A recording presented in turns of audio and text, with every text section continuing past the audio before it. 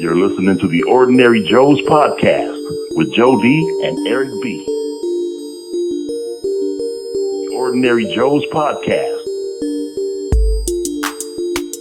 All right, we are back after a nice Thanksgiving break. I hope everyone had a good Thanksgiving, ate lots of turkey, and kept yourself safe from the environment. But we are back, and like I said in the Instagram post, we are talking about mythical creatures today. If you guys believe it or not, if you believe it, if you don't, Joe's already nodding his head that he doesn't. He's not a believer. We'll see what he says. So let's get this going right now. I am Eric B. And I'm Joe D. And we are the Ordinary Joes. God. Oh my man. God. All right. So we're talking about mythical creatures. We're talking about, your Bigfoots, your Loch Ness monsters. Joe's shaking his head. So I want to hear his side of what he doesn't believe or why he's not a believer. Yeah. I mean, right off, I got to say most cryptids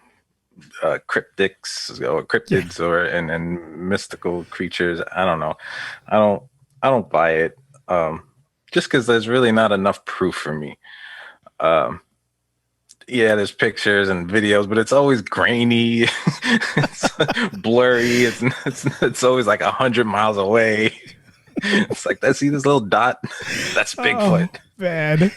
So I mean, I don't know. Maybe you can convince me. I'm on the fence because I'm one of those where I want to believe that they're real. I want them to, like that 1967 footage of that Patterson thing that happened up here in was it here in California? Yeah, it was up in Northern California, like the border, right? Yeah. When they shot that film, and you're right, it was grainy, it was far away, it was an 8mm camera that whatever camera they were using, there was no stabilization in the camera whatsoever.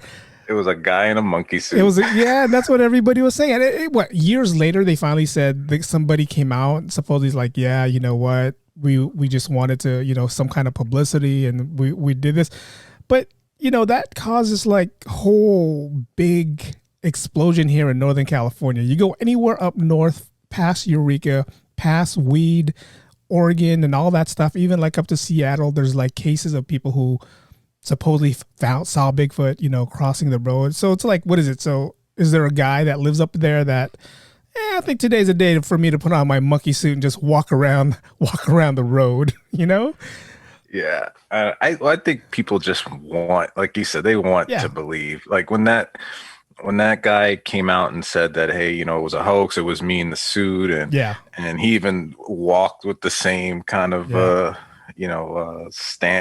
stride as the video, people still didn't want to believe it. I think they're just like, nah, this guy, it couldn't be him, because I saw this one time where my cousin's uncle was in the backyard. But see, okay, so here in California, here in the United States, we have Bigfoot. Like in Asia, I think they have the Yeti, like up in the Nepal mountains, and I don't know where they're calling him Sasquatch. I think here they also call him Sasquatch.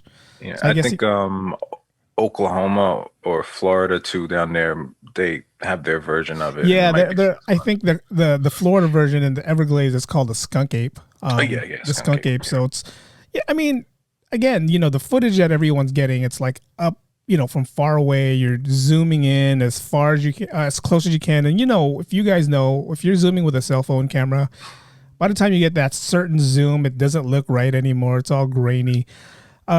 This is my skeptical part right here. My skeptical part is this has been going on for years. They've been, sightings for years. They haven't found poop, which you walk down Market Street, anywhere in San Francisco, you'll find poop just sitting right there, right? Could be dog, could be human, but you'll find poop. Here, they can't find poop. They can't find a body. So if this guy's going to die, he's going to decompose somewhere. They're going to find something. So it's like, that's the skeptical part in me. But the part that I want to believe is like, there's also these footage from, let's say, a hiker, right? And then all of a sudden, from far away, he sees a creature that's making strides and he's walking a lot faster than than we would do it going down a hill, or even going up a hill. He's walking a lot faster. So it's like that part of me wants to believe. It's like, okay, is that real? Is that Bigfoot real? Or is it? Yeah. I mean, I think I might have even seen the video that you're referencing and that was the only one to me that would even make me think like, it was these guys somewhere in the middle of some mountain. There was absolutely nothing near them. Like, you watch the video that they're in the mountains. Yeah. And you see this dark figure, pretty big considering how far they were from it. And yeah, it was just moving up the hill, no backpack from what they can see, or no equipment or anything like that. But the more I watched the video, I'm like, that really could just be like a goat, a mountain goat or something, like just because the angle, the eyes and light and color play tricks on us all the time. So, you can see a figure, let's just say like there's a video online of a guy on a swing, and it's an optical illusion because you can't tell if he's swinging towards you or away from you. And the people that are actually videoing it are arguing over which direction this guy's going. So I think it's got to be something like that, because if like you said, if there's, I don't know, these 8 foot tall, huge humanoid ape beings, I mean, I think one of them is bound to slip up and die somewhere where he's going to be found or she's going to be found. I mean, it's just, again, that part of me wants to believe that there is something out there, right? I mean, there is like this group of intelligent creatures that is hidden away, that is like, dude, we're not coming out. We're not going to do anything. We're just going to stay put and don't fuck things up by coming out in the middle of the road at like 2 a.m. But that part of me says, yes, Bigfoot, Sasquatch, Yetis are real. But then there's also that part of me where it's like, where's the body? Where's the proof? Where's the proof? Where's the proof? And then these people are saying like it's like a 8 foot tall orangutan and some kind of ape like creature. That's why the Florida one and at the Everglades they're calling him the skunk ape, because he has this monkey look on his face and he stinks. That's why he got the name skunk. But I'm like, monkeys are intelligent, but they're not that intelligent, unless they some strange thing happened back in the 60s where they crossed the human with an ape. I mean, but some Dr. Moreau stuff that could actually happen. But it's just, again, I want to believe it, but till there's proof, some kind of 100% guaranteed, hey, we got this guy. Right. It's 2020, people. Stop filming in the forest with your Nokia from 1999, because that's what it feels like. Everybody has like a camcorder and they're recording it. It's like, come on, dude. All the iPhones out there, I want clear footage. I want to hear it. And the best are these like these Sasquatch Bigfoot shows, where they guys go on a hunt deep in the woods, and it's always the same thing. They're walking through the woods, and then they're like, hear that? And then there's like some noise in the back, and it's like, okay, dude, that's literally your friend just off camera screaming, making noise. Like, come on. See, so those shows that we're talking about, there's one show that I watch a lot when it's on. I think they haven't posted or aired an episode in a while. It's called, I think was it Bigfoot Hunters or something like that, where there's 3 guys and a girl that's going on. There's this one lady there that's a non-believer, and they're trying to prove to her. The other 3 had some kind of experience with Sasquatch or Bigfoot in the past. So they're like really like believers that, there's a Bigfoot out there. But when they go to these places and they find these little evidence, and you hear the witnesses that they interview, it's like the witnesses like, I was driving home from the bar at 2 a.m. and I was like, dude, you were driving home from a bar. Exactly. You shouldn't even be saying that on national TV, right?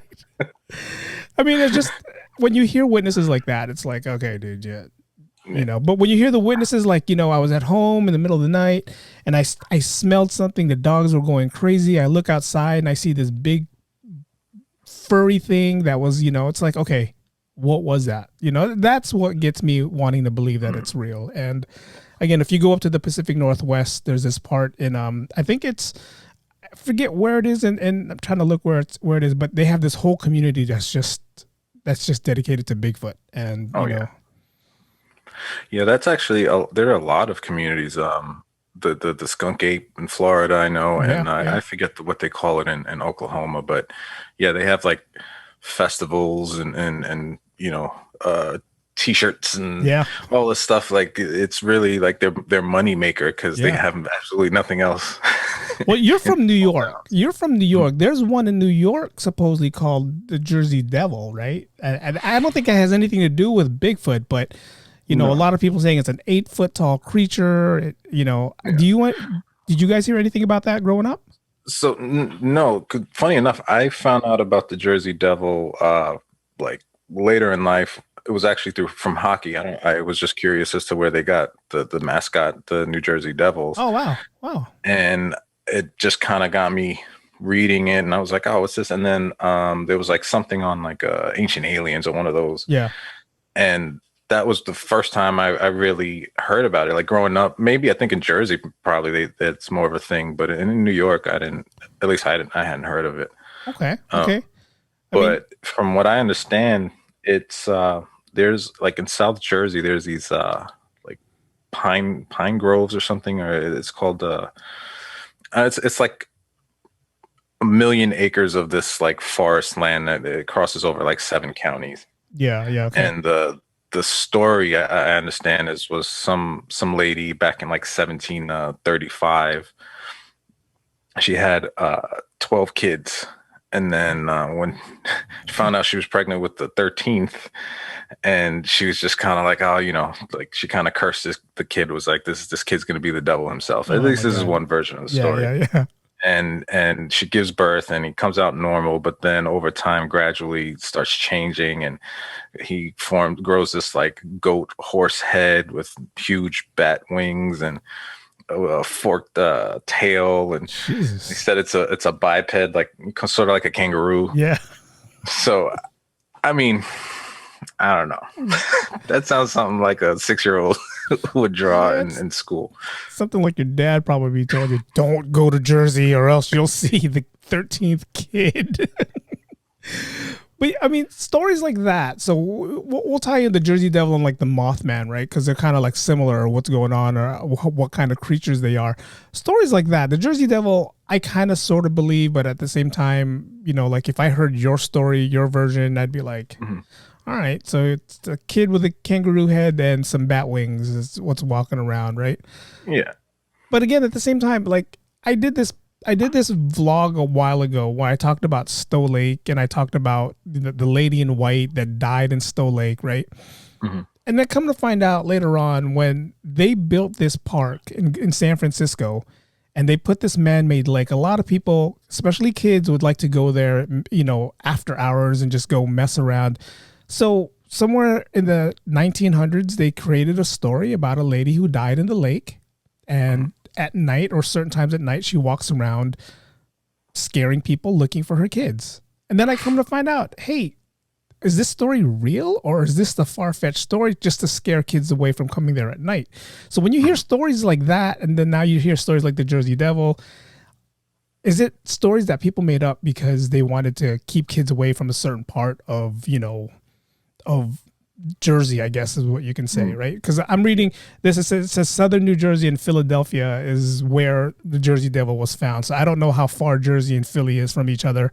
Fairly close. So that's pretty, flying biped with hooves. That to me, it's like, it's a little far. I would believe the Bigfoot because, that's something that actually could be around. A tall ape-like creature versus a flying creature with hooves. Yeah. You make a good point with the kind of warning kids not to go somewhere, because if you think about it, a lot of these things like Bigfoot and Sasquatch, they're all kind of in rural areas where there's usually some kind of legal activity going on. Yes. So maybe like, up Northern California, you said Weed, Oregon, right? Everybody knows that's the heart of marijuana in this country. Yeah. And then you have moonshine, in the South and all that. So maybe they're just making this stuff up so people stay out of the woods and mind their business and don't see what we're doing over here. And in Florida, the Everglades, they're probably illegally hunting alligators and selling their skin for gators. I mean, that there's a possibility with all this stuff. And it just makes me wonder, like like you said, weed Oregon or weed California, it's on the border of both. Were there something illegal going on up there? Was there this big marijuana plant that, back in the 60s, hey, I found this herb that we can crush and smoke and sell, and some kids decided, hey, we're gonna stumble on this little farm. And I mean, it's kind of you ever watched the movie The Beach? Yes. It's kind of like that. It's kind of like that, right? Hey, you can stay on the beach, just stay away from our pot plants, stay away from our marijuana grows. Yeah. And look how mystical they made it. Like, you needed a map and you couldn't find it unless you got it from someone else. Yeah. It's just stay away. That was the biggest cult ever, man. That movie was just a big cult following. Yeah. But it makes me wonder, like, is the Jersey Devil, is the Mothman, are these real things that people are actually really seeing, or is these just made up stories to keep us, when we were kids, at bay, at home? Don't go around, don't go searching this and that. Yeah. What's interesting to me about the Mothman is that it really was only around for a year. It was November, I think, of 1966 to December of 1967 that you had all these sightings in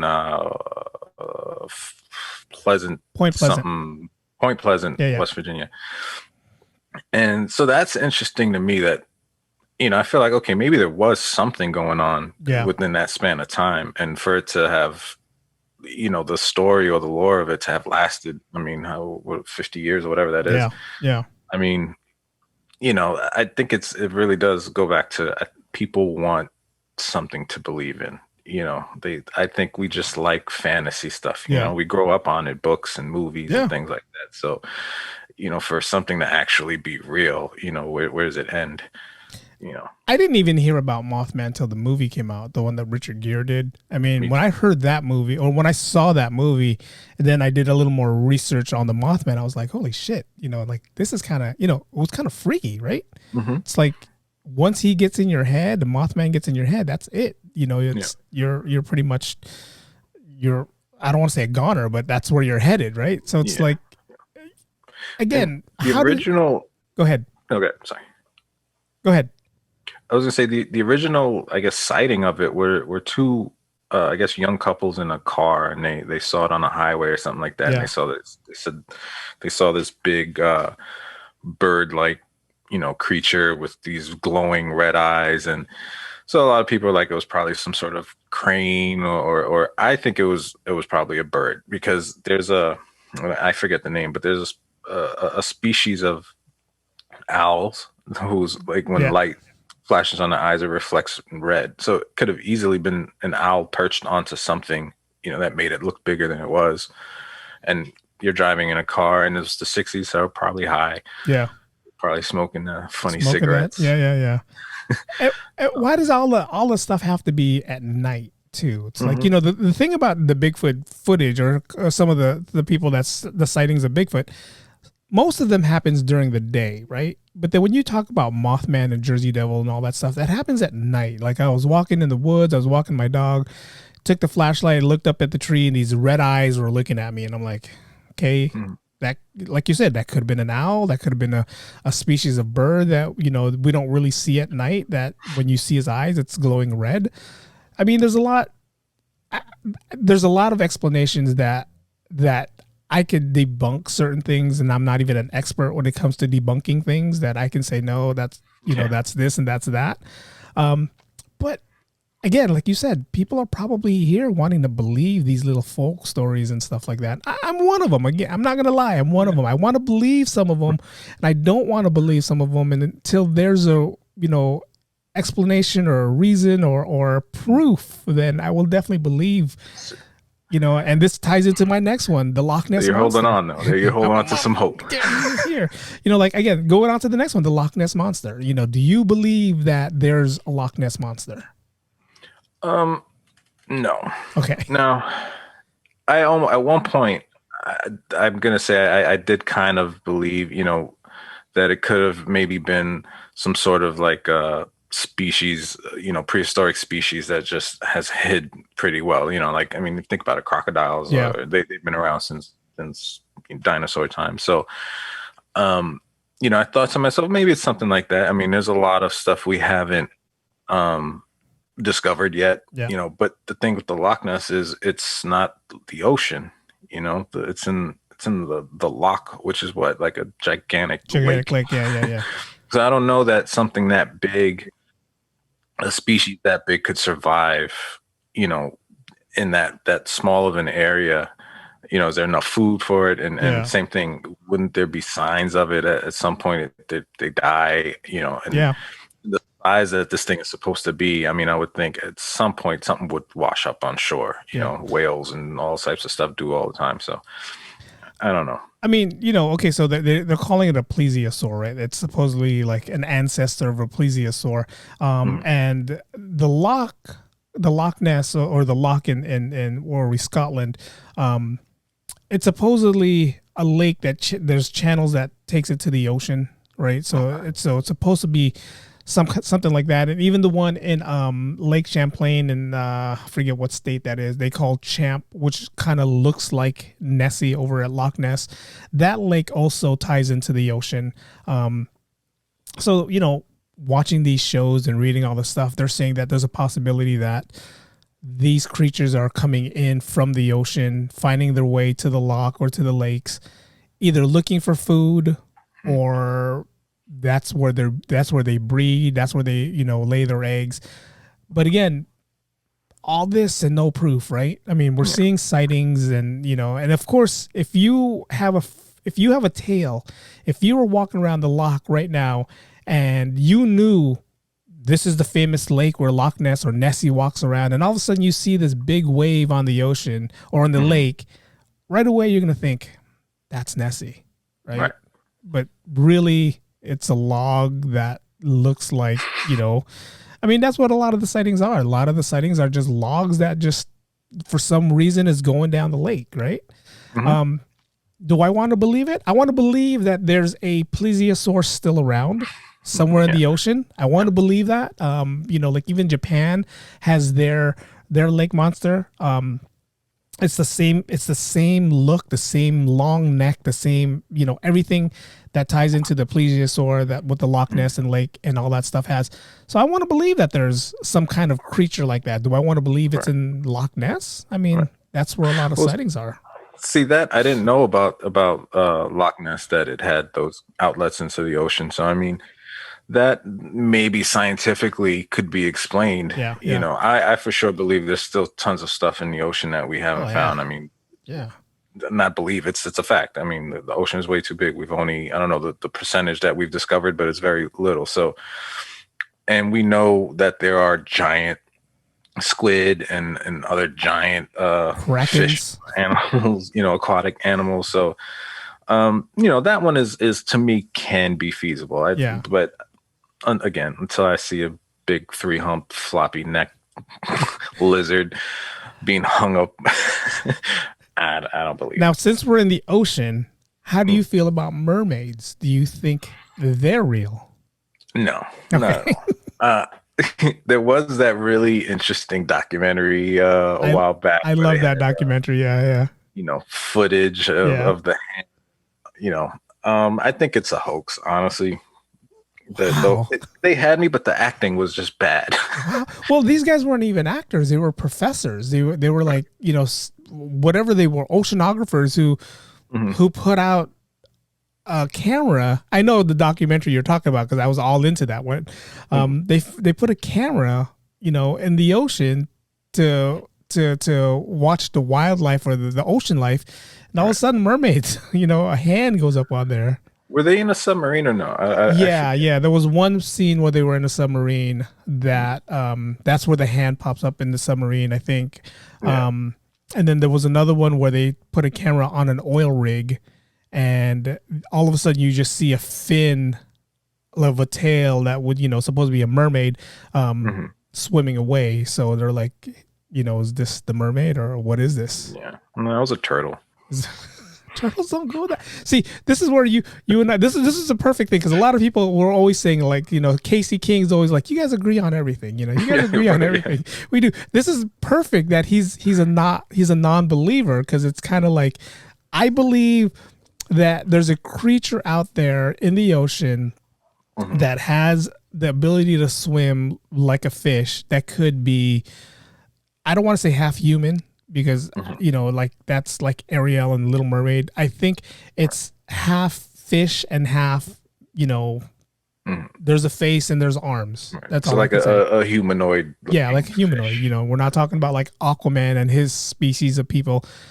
There's something out there. And the only reason why that I believe that, like you said, the ocean is vast. There's so much in the ocean, and there's parts of the ocean where it goes, 7-8 miles deep, right?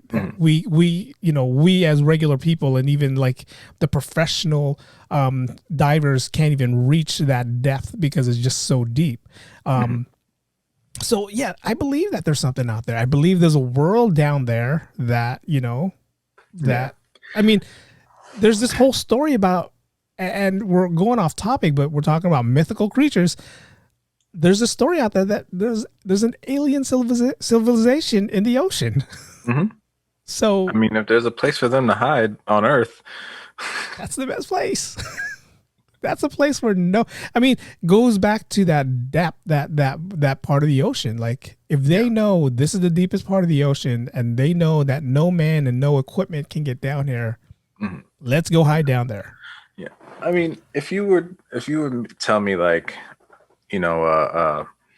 it's kind of like the missing link, right? Where that funny stage where aquatic mammals made their way onto land and started walking, and maybe it's one of those in between species that's somehow survived in the deep. Okay, maybe, but that's still pretty far fetched. I just, maybe it was like going off to what you said. Maybe it's you had a group of people who were like, I don't want to live here anymore. Let's live off the land and move our way up there. But you still had that group who were like, no, we're staying in the ocean. This is where our home is. And, we're pulling teeth here. It's like we're both of us aren't expert when it comes to this. We're talking about. We can't tell. Guys, if you guys don't realize, we're talking about stuff that we saw on TV. Okay. Yeah. Yes. But yeah, I want to say that, mermaids, Loch Ness, all that has to deal with some kind of ocean. I want to believe it. They're somewhat real. I'm not saying the mermaids are like, again, you see mermaid, you think of a beautiful creature with a seashell bra and all that stuff. No, I'm not. No, I'm red thinking, hair. Yeah, no, it's beautiful not. Voice. Yes, no, it's not that. This is not Disney, guys. This is not Disney. Well, maybe they shoot out like some type of sonar. Maybe that's their form of singing. Maybe they talk to dolphins. They're pretty smart. Well, if you watch that episode, they were saying that there was a sonar that they had where they can distinct the difference between the whales and the dolphins. Then all of a sudden, there was a third sound that they never heard before, and they're thinking that third sound is from the mermaids. And no, it was feedback from on the sonar machine. Yeah. Okay. They're probably using the same equipment I'm using. I was about to say. They're using the same one that Joe's using, so they're like, wait, what's that we hear? Is that a mermaid? Is that a mermaid? Is that an echo? Oh man, there's parts of me that want to believe in mythical creatures. There's parts of me that want to believe that there's things there that we can't explain. It's fun. It's fun to think about these things really existing. I get it. It's kind of like Santa Claus, but hey, at some point you grow up and you're like you just nah, that's not real. I don't know about that. I told a story when on my own podcast where I did a Ghost-tober podcast, and I told a couple of ghost stories, and I asked you guys which one you guys think was real, right? And there was this one where I was talking about when I lived in Hawaii, and there was this whole fake thing of like these groups called the Night Watchers, right? And it was one of those stories where, like we did the lady in white kind of stories, right? Like you hear the stories, but you don't ever believe that it's real because you're like, yeah, okay, whatever. Then one night after work, a couple of our roommates and friends wanted to go to the beach and wanted to go hang out. And of course, there's alcohol involved, right? We're all sitting there. There's a little bonfire going on. And I look up and I turn around, I look up this ridge because we were like at the bottom of a ridge, right? And I look up and I see these torches that are walking down towards us or coming our direction. So I look at one of the guys, I'm like, hey, what the hell is that? So one of the gals that's with us, Hawaiian raised, Hawaiian born, she turns around, her eyes are like, whoosh, we got to get the hell out of here. And I'm like, what are you guys talking about? They're like, Eric, put sand on the fire. Let's get out of here. And I'm like, I'm a city guy. It's like, dude, if they're gonna come here and gonna kick us out this beach, we're gonna fight for this beach, right? Like, the fuck? Right. Come to find out, there's this story that about these group of marchers called the Night Marchers, and it's Hawaiian legend that if you see torches coming down from the ridge onto the beach, you have to get out of the way right away. You have to leave right away. This is before the internet. I had to literally go to the library, open up some encyclopedias and be like, what the hell is a night marcher? And I read it and it was kind of freaky. And I'm like, it's these ancient warriors who, if you were caught in their path, they would either kill you or you would go crazy for the rest of your life. So I didn't stick around to find out if it was real or not because they were all like, we got to go. But, there's people out there who believed in stuff like this, and then they push it to a point where they want other people to believe what's going on. And again, like I didn't know what the hell a night marcher was. Yeah, and they just need someone to, corroborate what they're saying. When really it was just a bunch of Hawaiian dudes growing weed up in the mountains and coming down. They see people with their bonfire. They're like, "Hey, bro, we gotta go kick them out. Let's go light some torches."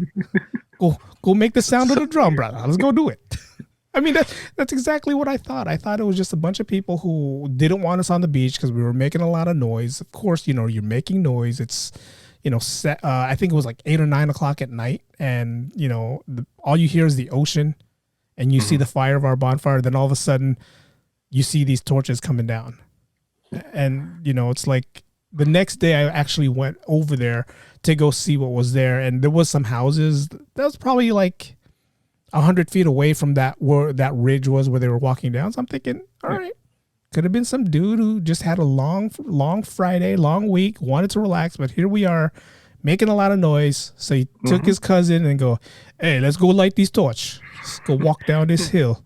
Or maybe it's dark and they couldn't see, so they had to light some torches to light the torch. No, but again, I didn't stick around. I was just like, no way, man. I'm not gonna hang out for this. The things that I find interesting with some of these stories are the ones where you have similar creatures or stories, but they're nowhere near each other, different ends of the world, and before internet. One in particular is and I'm forgive me for jacking this up because I'm gonna say it wrong. It's I don't know if you've heard of it, but it's comes from the Philippines, and it's called I'm gonna spell it first. Okay. Tikbalang. Tikbalang, I think it's pronounced. Heard of it? Never. Yeah. So when you read the description, it's pretty much the same description of the Jersey Devil. It says it's a creature of the Philippines folklore said to lurk in the mountains and forests of the Philippines. It's tall, bony. It's a humanoid creature with the head and hooves of a horse, disproportionately long limbs to the point that the knees reach above the head and squats down. So I'm looking at all the pictures here, and it's pretty much the Jersey Devil, kind of more diesel. So things like that I find interesting because unless someone traveled from the Philippines or from Jersey back in the 1700s to the Philippines and continued that story. I mean, possible, but I doubt it. Things like that I find kind of curious. All right, well, maybe there is something. Maybe there's some sort of species of animal that we don't know that it's a too walking on 2-foot horse or something. I don't know. I mean, a lot of this stuff, these mythical creatures that we talk about, Jersey Devil, Loch Ness Monster, there has to be some kind of explanation for something. It's like now you have this creature that we all know is a Jersey Devil, but I think, what was it called? Tikbalang? Is that what you're saying? Yeah. Tikbalang. Tikbalang. I think that's how you say it. Sounds right from what I heard. Yeah. I mean, it sounds right to me too, but I'm pretty sure that's the noise I'm going to make when I'm running away and I see that thing. That's the noise you make when you walk around your house when you're wearing your slippers. Tikbalang, tikbalang, tikbalang. But yeah, I mean, like when you hear stuff like that, it's like, okay, now is this a copycat from, or could the Jersey Devil be a copycat from the Philippines? It's like maybe somebody who went to the Philippines heard this story, then somewhere in the 60s or 50s decides, I'm going to say the same shit and we're going to give it a different name. We're going to call it the Jersey Devil because that's where I'm from. Right. I mean, Bigfoot, Yeti, Sasquatch, same thing, right? It's like, it's just from different eras. It could be someone who's like, hey, we're going to come up with your creature because I can't come up with my own, and we're just going to give it a different name. I'm going to call him the Yeti because Yeti sounds warmer than Bigfoot, Yeah. I mean, or the abominable snowman. Oh my God. That just sounds fun. That sounds fun, yeah. Yeah, the abominable snowman, man. I guess that's just another version of the Yeti is what they're calling it, right? I mean, shout out to $6 Million Man for fighting the abominable snowman. I can't even say it, the abominable snowman. Abdominal? Is it abdominal or abominable? Yeah, he's like ripped. He's got a 6-pack. He's like the most good looking of all the apes. Snowman, yeah. You must mistaken me as with my cousin, Abdominal Snowman. I'm the Abominable Snowman. My cousin. The abominable one, and then you got the abdominal one. That yeah. He's full of them. You got the Abominal, who's the dad bod type snowman, and then you got the Abdominal, who's more the cut up dad bod. The dad bod snowman, man. Come on. But yeah, I mean, creatures, man. I mean, I love stories like that where when you're hearing this story from the Philippines and you're hearing like, this same. I mean, these creatures sometimes they have a lot of them don't even have any don't have any bad ill on anything, right? It's just we're walking around, we see them, we freak out. But yeah, I think the Jersey Devil, I think he was going around, or the Jersey Devil was going around like getting like goats or chickens and stuff like that, going into people's yards. Like if you let your dog run free, I think the Jersey Devil was trying to, get your dog, but never really attacked humans. And right. And I think maybe the few cases where it did attack human, I think you guys were provoking the Jersey Devil or even the Tikbalang, provoking them, throwing rocks at it to see if it's real. And if someone threw a rock at you, of course you're going to fight back, right? It's not one of those things where like, oh, stop throwing rocks at me. So, yeah, I mean, there's a possibility these guys could all be around. I mean, I definitely want them to be around. And they're not around. I'm talking all my shit now, but as soon as I see one of them, I'll be like, oh.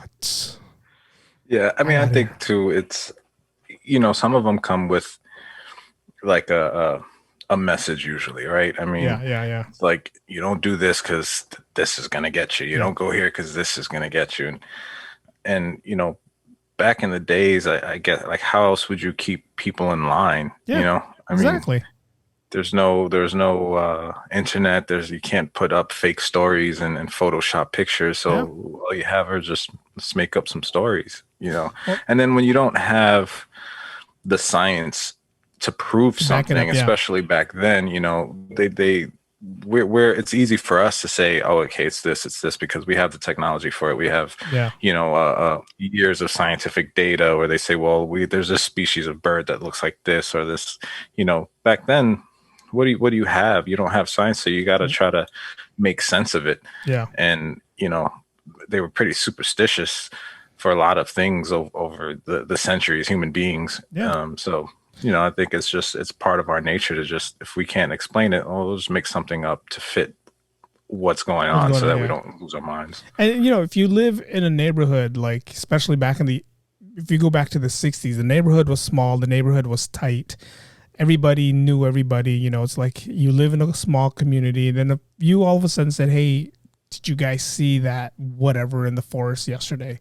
You tell one person now, within 5-6 hours, the whole neighborhood knows. And it can go from, hey, did you see that dog running around with, you know, with a red collar, to that first person. And then when you get to the last person, it's like, he had red eyes, his fangs was out to here. It's like, that's not how the story started. You know, it's just a dog with a red collar. Just asking if you own that dog. I did hear this one story. I don't. Damn, I'm terrible at this stuff, but I forget what culture it is. But they believe that, and I want to say it's somewhere in Nepal. They believe that the creatures and things that we create in this world out from our mind, from you know, mystical creatures to superheroes and Dracula, all this crazy stuff, right? That if enough people think about it and believe in it, that it can manifest itself into reality. Yeah. So something that didn't exist before, we collectively as humans, if we all believe in something and think about it enough, it can manifest itself. Now that scares the crap out of me. Kind of reminds me of Beetlejuice.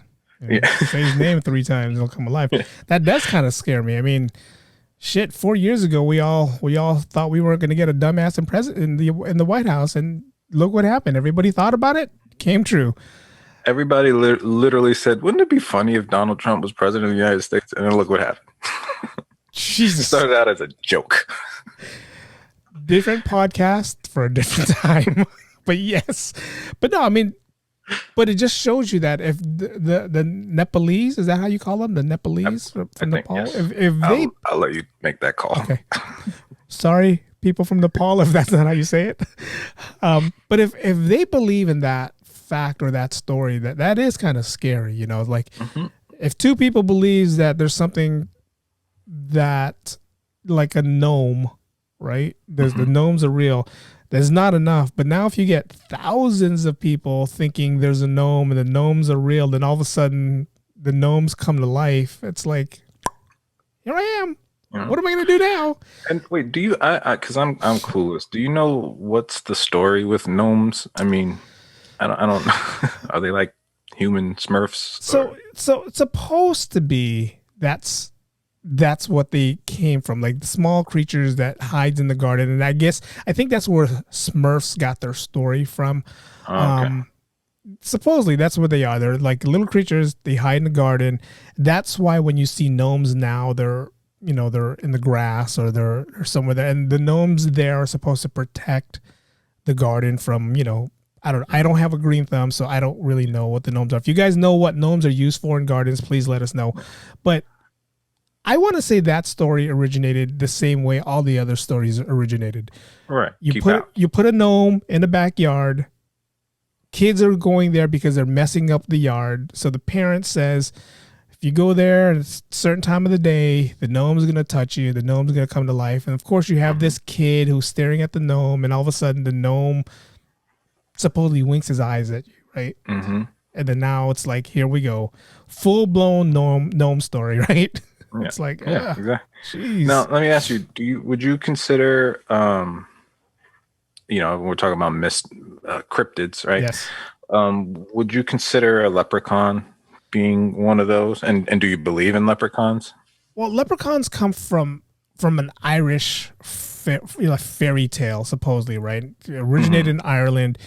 And supposedly they were the keepers of the pot of gold, right? That's how they started. Every time we see a rainbow here, that's the first thing we think of. Let's get the pot of gold. But what a lot of people don't realize, once you do find that pot of gold, you're going to have to try to fight the leprechaun for the pot of gold. So it's kind of like a video game, right? Okay, I found the pot of gold. Now let me see if I can beat the boss. So again, another fairy tale that I think started in Ireland to tell people, don't fucking look for the end of the rainbow. Exactly. Because you're never going to find it. Right. But you still had idiots out there who's like, there's supposed to be a pot of gold at the end of the rainbow, so I'm going to find it. So someone came out with, all right, if there is a pot of gold at the end of the rainbow, there's a leprechaun that's guarding that pot of gold, and you're gonna have to fight that leprechaun for that pot of gold. So I'm pretty sure, just like the tikbalan in the Philippines, you know, the leprechaun in Ireland for some reason is to them real. You know, could have been some just, you know, 3 foot tall little man, drunk as hell with a big red beard, who started talking about his pot of gold one day, and the whole story, you know, took off. I don't know enough of the leprechaun to actually go into the leprechaun, but those are one of the creatures that, or I don't know if he's a creature or if he's a person. I don't know. I don't know what that is, but it's one magical, of those. What I find, like, I don't know, I guess interesting or weird, I guess, is that you still have new cryptids or new creatures popping up. You know, and I mean, I know there's some recent ones, but one that I remember when I was a kid, when I was in high school, was the chupacabra. Right, like that was a new one. That was what, like 95. That one popped out, and it started in Puerto Rico, or at least the first kind of known like worldwide sightings where it became a story was in Puerto Rico, and it was, you know, some animal or something was killing the cattle in people's farms, and they would wake up and they'd find 3 holes, 3 like perfect holes in their necks, and their goats would be sucked dry of blood. And like, to me, I'm like, that, I don't know, that doesn't sound like an animal to me at all. That sounds like, you know, maybe an angry competitor or someone trying to ruin your farm. Because if it's an animal, I wouldn't expect to see, you know, 3 clean, you know, surgical type incisions. I would expect to see some kind of, you know, claw ripping marks, carnage like at least. But like everything else, you first started hearing about it in Puerto Rico, then it started spreading to the North America. You had some in Massachusetts, and you had some in South America. And from what I read, I believe Germany, Philippines, and other places eventually started getting sightings. So is it one of those things where this has been around, people are just listening now, or copycats, you know, they heard about it and like, oh yeah, that I saw that one time, or you know. I mean, interesting story. I mean, like you said, if it was you know, chupacabra is supposed to come from the dog family, right? And when you see, I mean, the sightings that we see are like from Texas or from Mexico out here, and it's like, you know, this mythical dog creature is really big. It looks like a dog, it walks like a dog, but the snout's supposed to be really longer than a regular dog. It's hairless or grayish in color. But the whole killing part is what gets me. It's like, if it was a hungry animal, a hungry dog, they're ripping your guts, they're ripping your stomach, they're ripping everything up. But then, the 3 holes on the neck to suck an animal or something dry, it's like, okay, so are you a vampire dog? What kind of dog are you? It's like, you're killing these animals, but you're not eating them. You're just taking their blood. And it goes from cattle to goats to chickens to even other dogs. So what kind of dog creature are they? I mean, you know, you hear stories, and, you know, some of the stuff we saw on TV, some of these dogs are like experimental dogs that gone bad. Some of them are like mangy dogs that just, you know, wild dogs that were just running around. I mean, I don't know what it is. I have a theory, at least for the chupacabra, right? Because Puerto Rico, you know, it's a pretty poor island, right? There's not much industry there. It's tourism for the most part, right? Now, if you've ever been to Puerto Rico, you know anything about Puerto Rican culture. I'm Puerto Rican, by the way, so I have a little, you know, little bit. But anyway, there's a frog, a tree frog in Puerto Rico called the coqui, right? They're known for the noise they make. It's kind of like a whistling noise. You hear them all over the island at night, like we hear crickets here. Wow. Right. This is, like, to say the least, it's Puerto Rico's mascot. You see it on flags, on T-shirts, hats, everywhere in Puerto Rico. You see this thing. For a short period in time, the coqui was replaced by the chupacabra.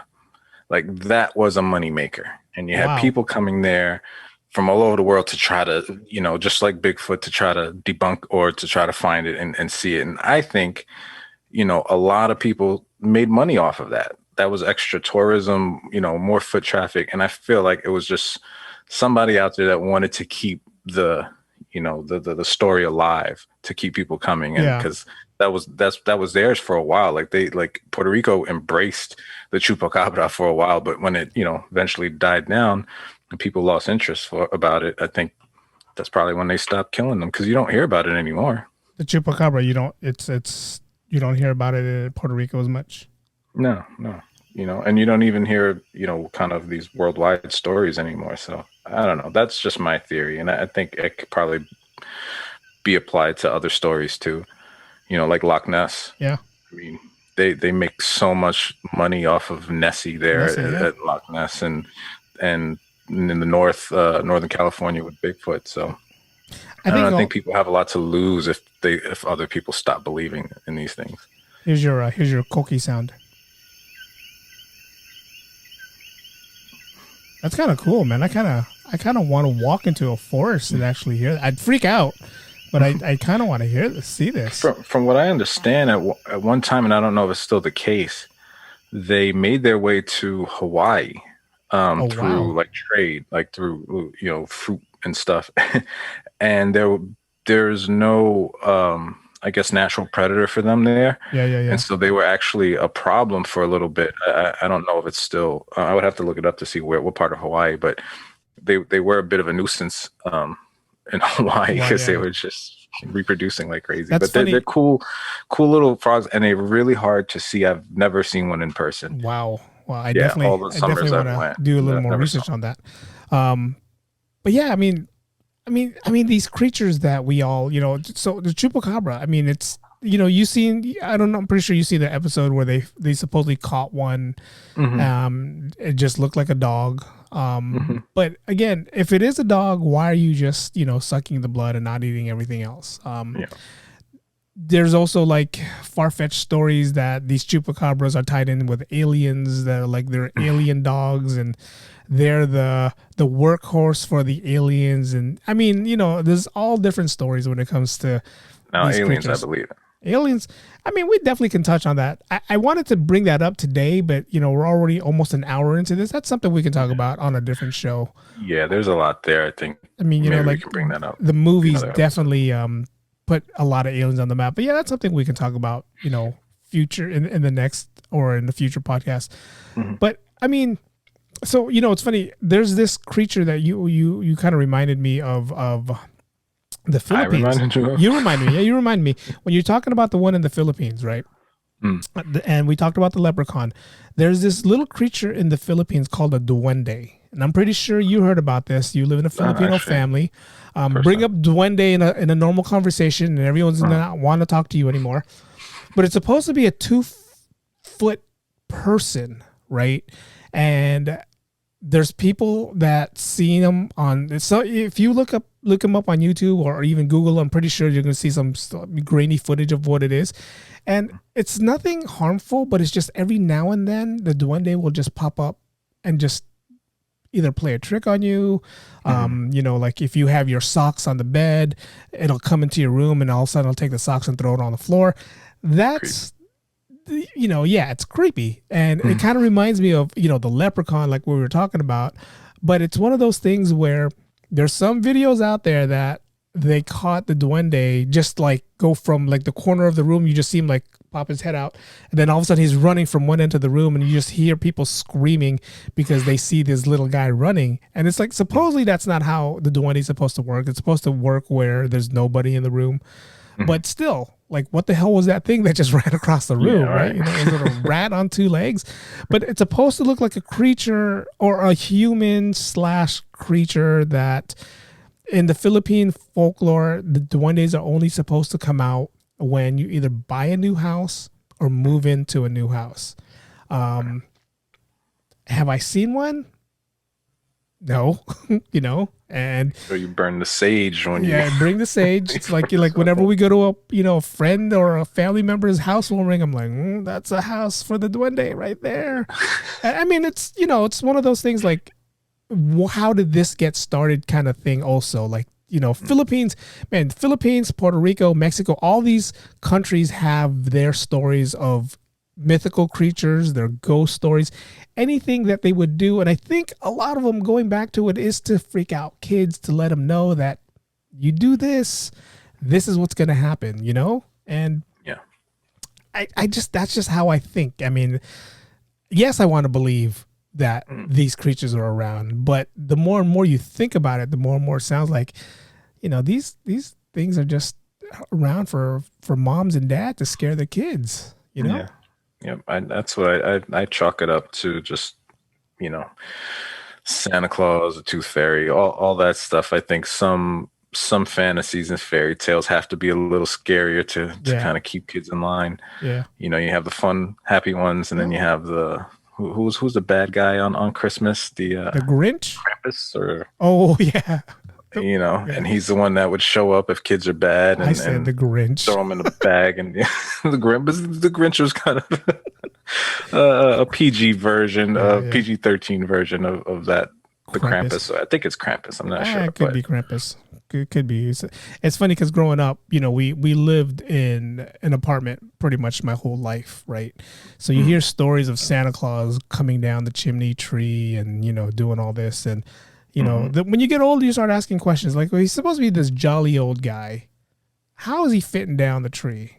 You start asking all those questions, and the parents with their answers, they'll find a way. And I stumped my dad and my uncle one day when I said, well, we don't have a chimney. Where is he coming through? How is he coming to our house? And he goes, well, we have a patio, so he's going to come over our patio. And I'm like, well, isn't that illegal? Now he's trying to break into our house. I said, Dad, we don't live in the best neighborhood. If Santa Claus is coming over our patio, he's not giving us presents. He's taking our presents away.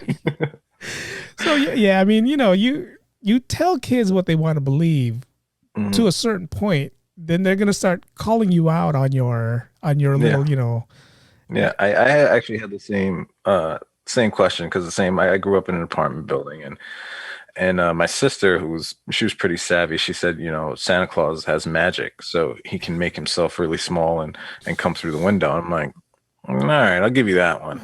But like back to your saying, like, yeah, my parents made up stuff all the time. When we were kids, right? My aunt would come over with all my cousins, and it'd be Christmas Eve, and we're all just like really excited and can't wait for the next morning to open up our gifts. But we can't until all of us go to sleep. They take all the kids, and like, you all got to go into one room, and they throw us on the bed, and we got to sleep. And Santa Claus is not going to come until you go to sleep. That was the deal. That's like the deal. He would come after we fall asleep, and then just come and put out all the presents with our parents and have some drinks, some coquito. And I'm like, oh, this is not the same story I heard on TV. But hey, whatever works, whatever gets us to go to sleep and stop being pains in the ass. And then I'm pretty sure the family, your sister would say the same thing my dad would say, and your sister would say, no, this is how us Puerto Ricans do it. This is how we do it. My dad would say the same thing. No. Here we want to give him cookies. We give him some shortbread and some pan de sal with some hot butter on there. That's what we'd give him, and he'll take it. It's like, it's those houses. They're the ones that gives him the cookies. It's like. Yeah. All right, Dad. All right. I never believed in the Tooth Fairy. It's, and it's one of those things that kind of creep me out. It's like how the hell's the Tooth Fairy going to come under my pillow and all of a sudden take my tooth and give me like $3-4? It's like, what the hell's that? I gotta say, one of my favorite things, I don't have any kids, but a lot of my friends do. And one of my favorite things to see on Facebook and Instagram is when they forget to put money under the pillow and their kids wake up the next morning with their tooth still. Those are the best. Yeah. They're just sitting there like, really? I think that's usually when most kids realize, all right, this is Tooth Fairy's BS.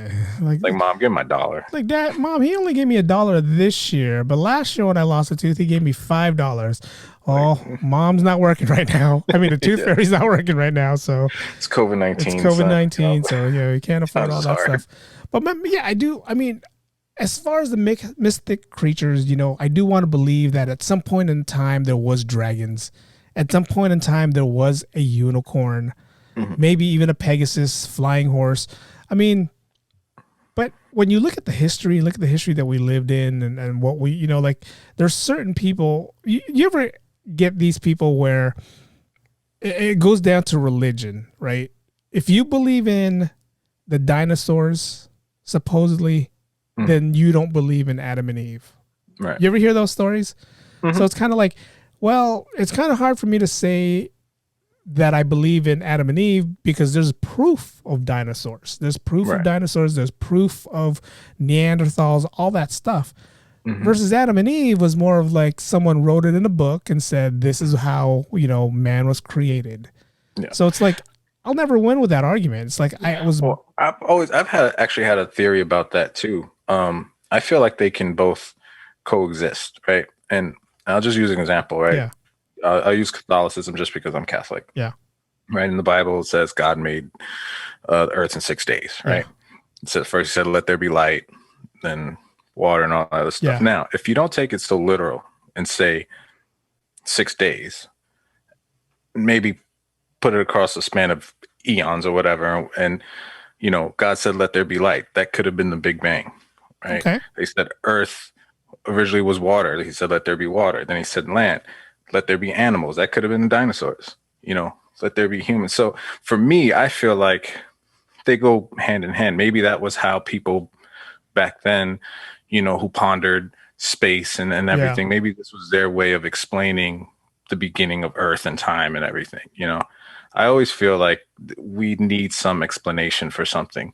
If not, we just can't sleep at night as humans. So I think a lot of these stories are us just trying to make sense of things that we just don't understand. But I think in time there's, good scientific explanation for what they are. Yeah. I mean, I pretty much just don't touch it. I mean, it's like, you don't know how many arguments I got with family members and like, no, God created. I was like, I get it. God created this, but there's proof of this and not that. Yeah. I mean, it's just one of those ongoing arguments you'll get if you speak to a true Catholic and Christian kind of thing. And that's why, we don't, I mean, we're touching on it now, but that's why we don't talk about, religion and politics on here, because those are certain things that people just feel so strongly about and aren't willing to even consider another side. So, we just kind of avoid that altogether and just keep it fun. But lighthearted. I mean, so moving forward, I do want to believe in all these things. I want to believe in, the one thing that I don't believe in, and this is, coming from someone who wants to believe in a lot of cryptic creatures, I don't believe in the Minotaur. Minotaur, was that the half man, half beast, half horse, half whatever? I don't believe in that. I mean, to me, that sounds too much, It's like, I kind of don't believe Pegasus because it's like a winged horse. I believe the unicorn, but I don't believe it looks as pretty as a lot of people make it sound like. I believe the horse grew a horn and that was it.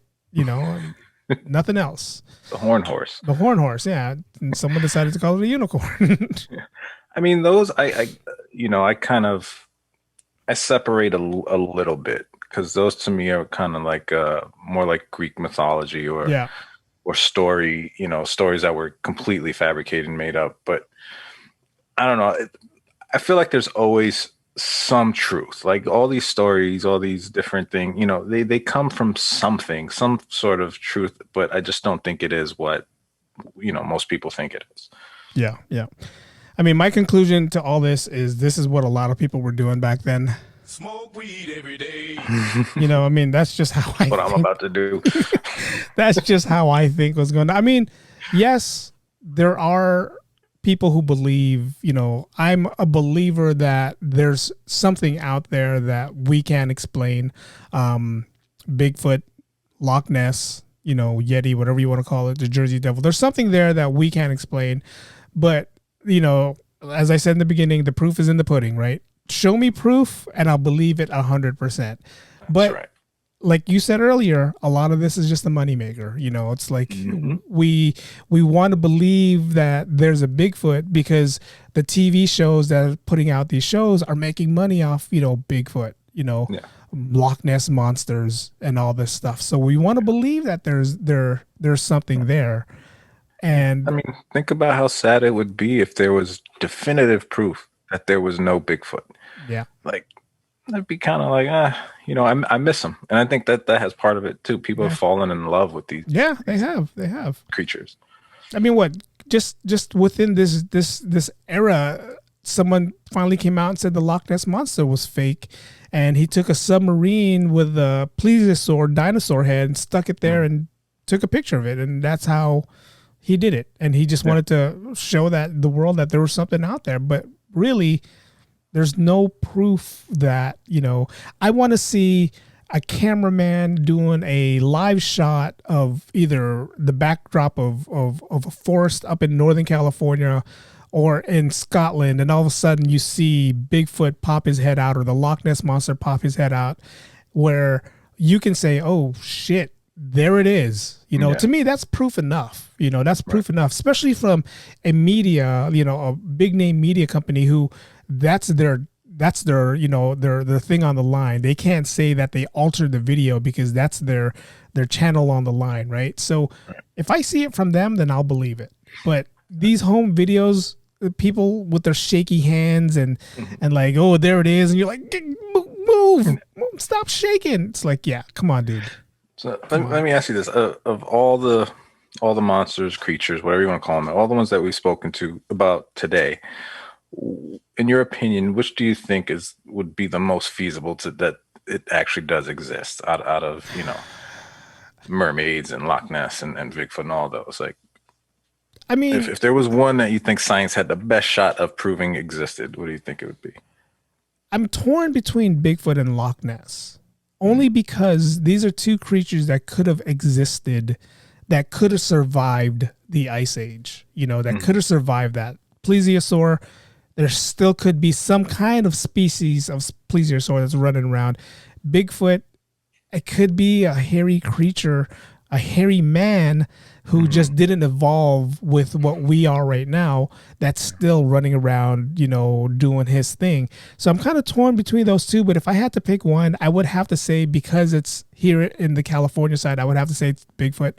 When we took our drive up to the Pacific Northwest and we saw how vast the trees were and how there were so many places that you could get lost in and actually find a Bigfoot. I mean, same thing with the ocean, same thing with Loch Ness. I'm pretty sure that's the same way, but it's just like, I want to believe more that there is a Bigfoot, just because, all the stories you hear, all the things you hear, and there's a possibility there's a creature out there that just hasn't evolved to what we are right now. Yeah. So, Bigfoot, if you have an email address, send it out. Leave a comment. Ordinary Joe's podcast @gmail.com. Let us know that you exist.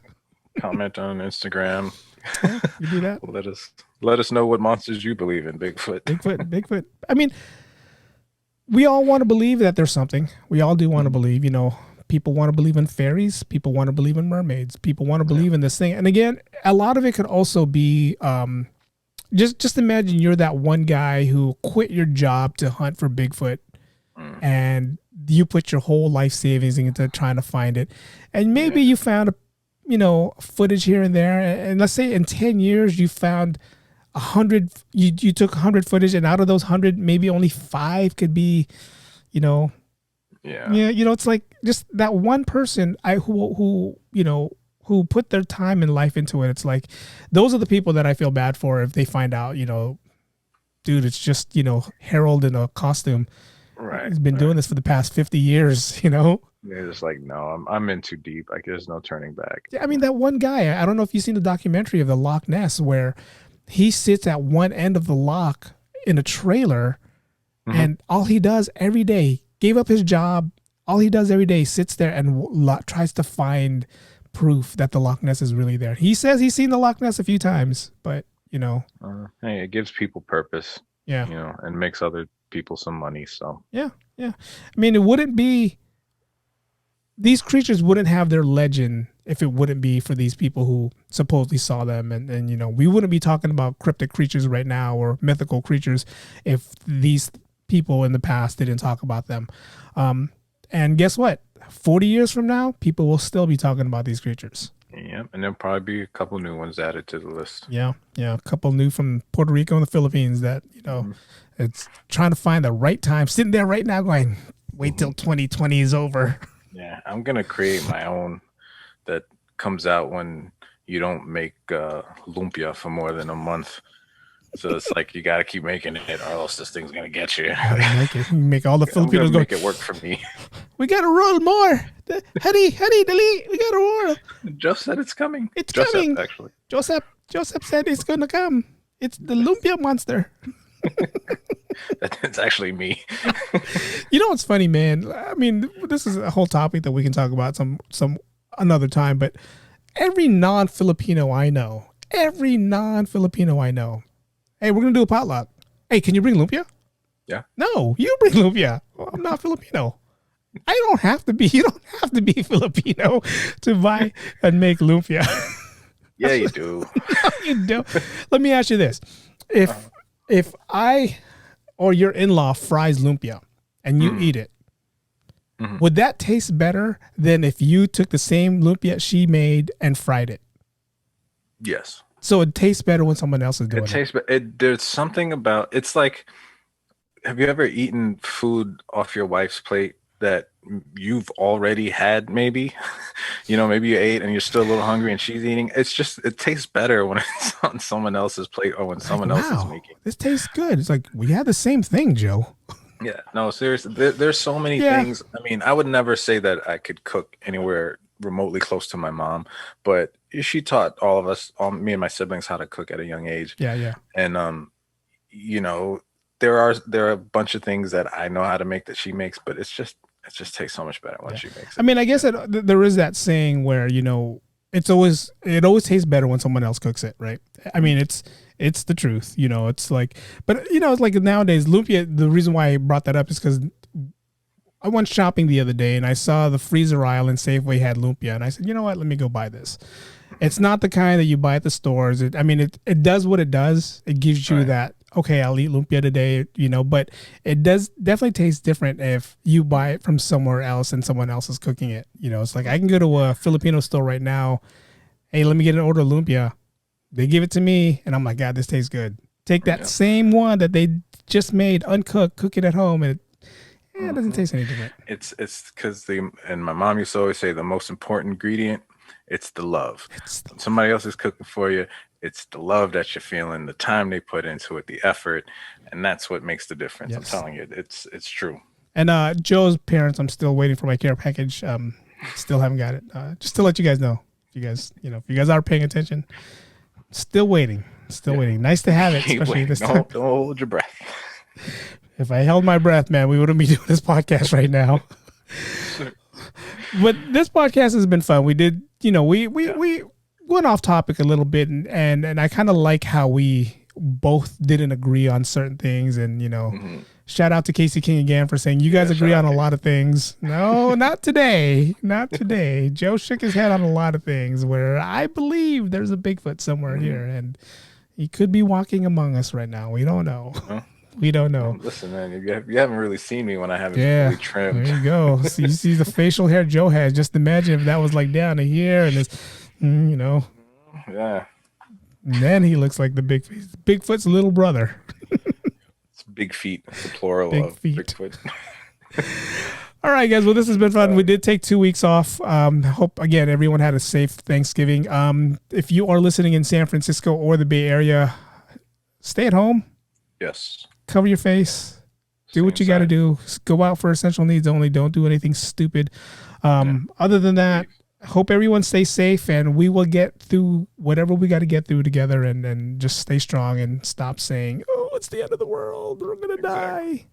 Could be worse. Could be worse. You could be out of a job. So imagine that. So, yeah.